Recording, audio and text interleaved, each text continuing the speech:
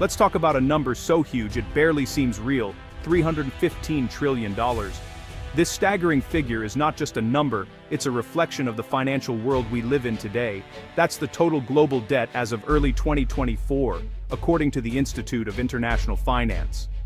It's a sum that encompasses the borrowing of nations, corporations, and individuals alike. To grasp it, imagine earning $1 every second. It would take you 10 million years to pay it off. This mind-boggling timeline highlights the enormity of the debt we face. This isn't just a statistic, it's the financial equivalent of an elephant in the world's living room. It's a presence that cannot be ignored, yet often is. This debt is everywhere. Governments, corporations, small businesses, and households. It's a universal burden that affects every corner of our society. It's a global IOU that's been growing for decades, fueling growth and covering up crises. This debt has been both a catalyst for development and a mask for underlying issues. But debt isn't free money.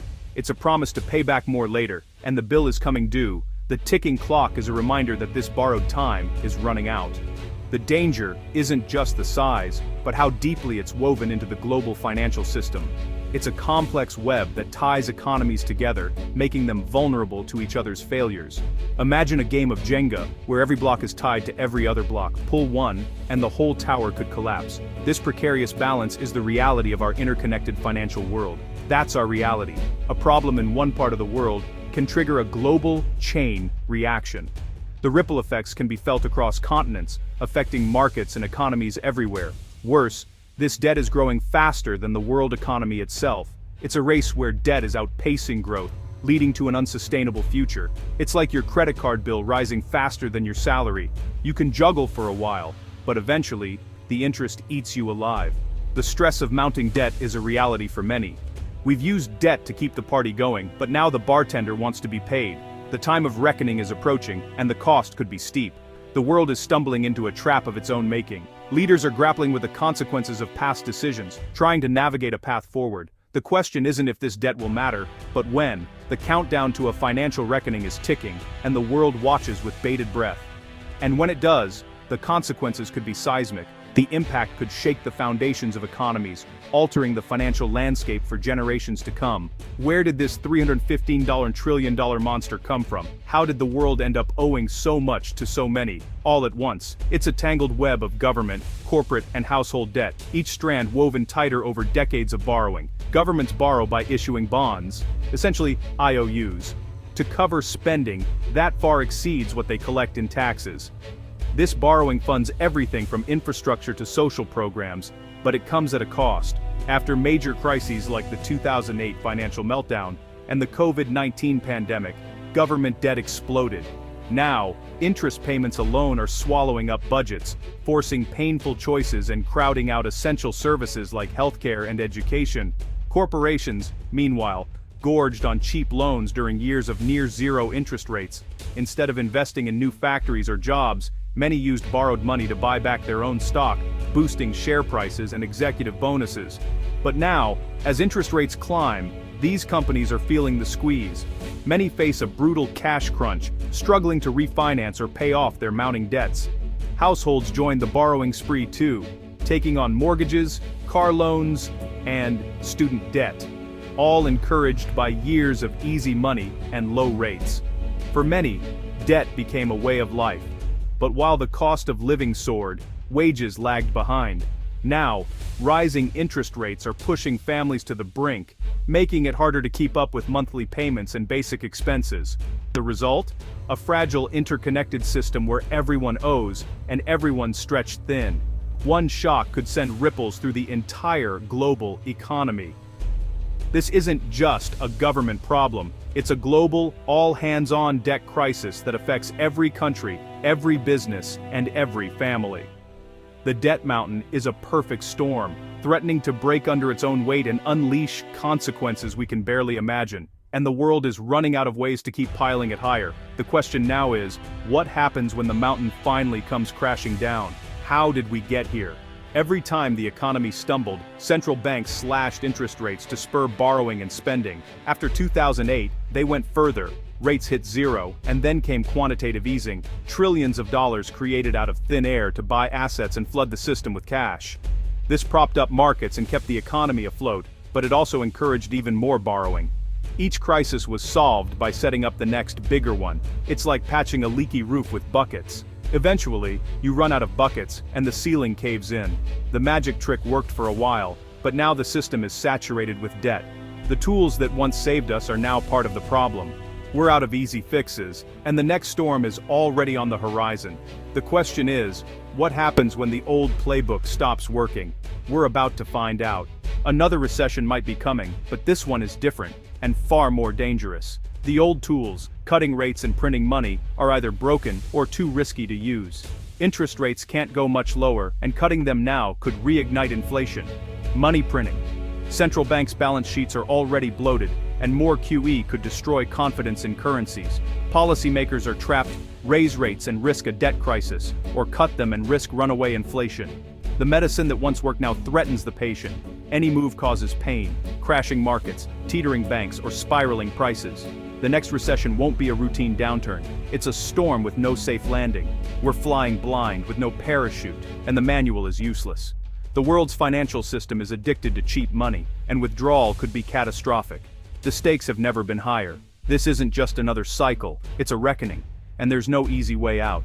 Recessions are painful, but they serve a purpose. They clear out inefficiencies and reset the system. In healthy cycles, bad companies fail, bubbles burst, and resources shift to more productive uses. But for decades, we've refused to let this happen. At the first sign of trouble, somber, central banks intervened, propping up zombie companies and inflating asset bubbles. The result? A forest choked with dead wood, ready for a much bigger fire. The natural corrective mechanism has been disabled. Now, the system is more fragile than ever. The longer we delay the detox, the worse the eventual reckoning will be.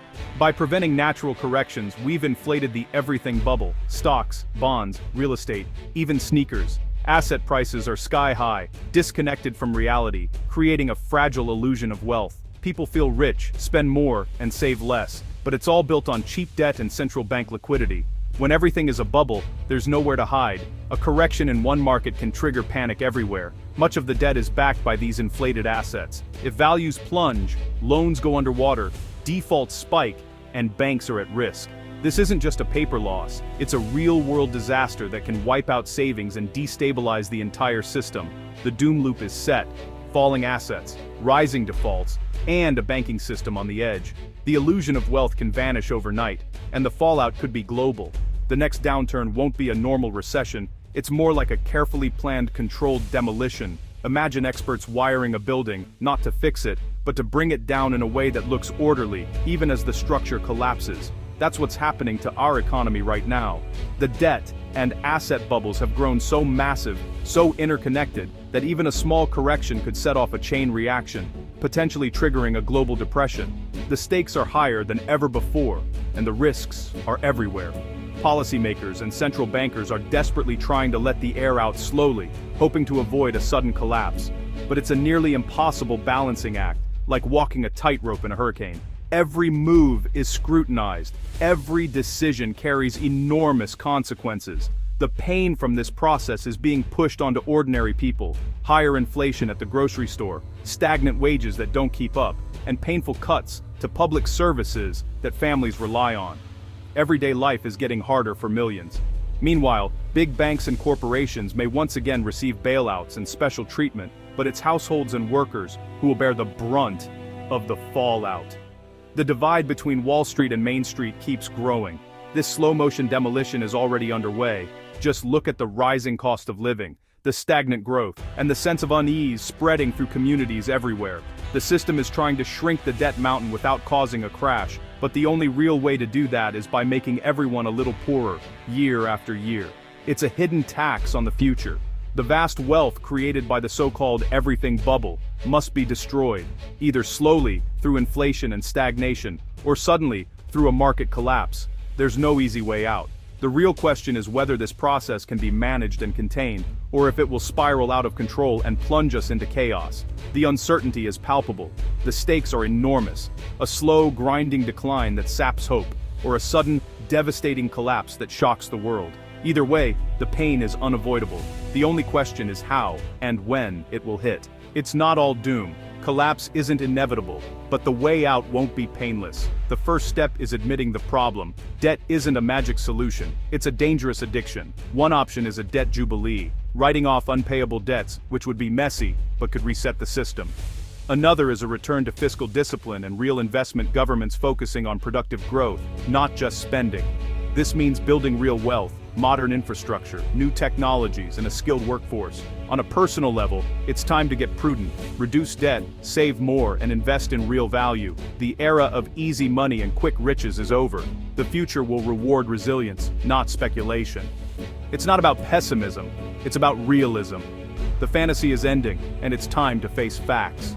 The world stands at a crossroads. Confront the debt now, or keep pretending it doesn't matter. One path is honesty, accepting a real recession, letting bad companies fail, and allowing asset prices to reset.